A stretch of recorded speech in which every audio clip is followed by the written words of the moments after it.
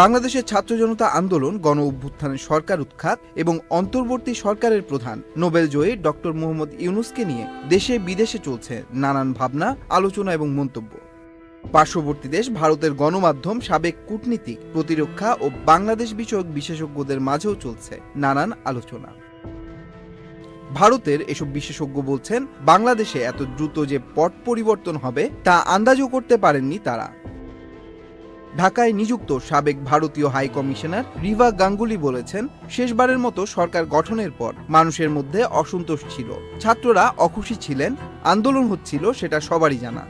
কিন্তু সে আন্দোলন যে এত দ্রুত এরকম রূপ নেবে তা ভাবা যায়নি।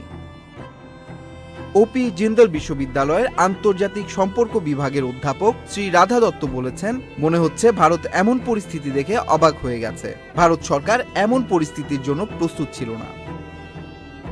বাংলাদেশে হাই কমিশনার হিসেবে দায়িত্ব পালন করা রিভা গাঙ্গুলি ডয়চে ভেলেকে বলেন, আমি ব্যক্তিগতভাবে ডক্টর ইউনূসকে চিনি না। তিনি দীর্ঘদিন বাংলাদেশের বাইরে ছিলেন। ভারতের মনোভাবের কথা পররাষ্ট্রমন্ত্রী জয়শঙ্কর তার বিবৃতিতে স্পষ্ট করে বলেছেন।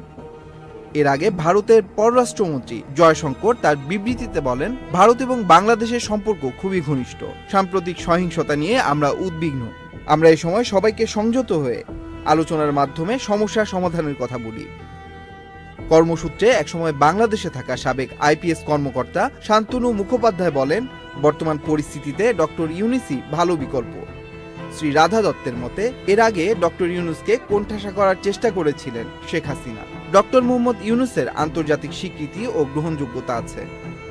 একসময় বাংলাদেশে কর্মরত সাবেক আইপিএস কর্মকর্তা এবং সুরক্ষা বিশেষজ্ঞ শান্তনু মুখোপাধ্যায় বলেন, অধ্যাপক ইউনূসের সামনে সবচেয়ে বড় কাজ হচ্ছে সহিংসতা বন্ধ করা, সংখ্যালঘুদের সুরক্ষা নিশ্চিত করা। সেনাবাহিনীর কাছেও তিনি গ্রহণযোগ্য এবং ভারসাম্য রক্ষা করে চলতে পারবেন।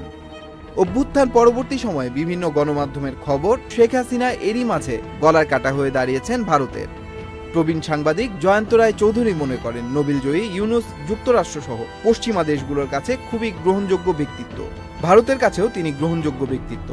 Tanmoy Mahmud, Channel I online.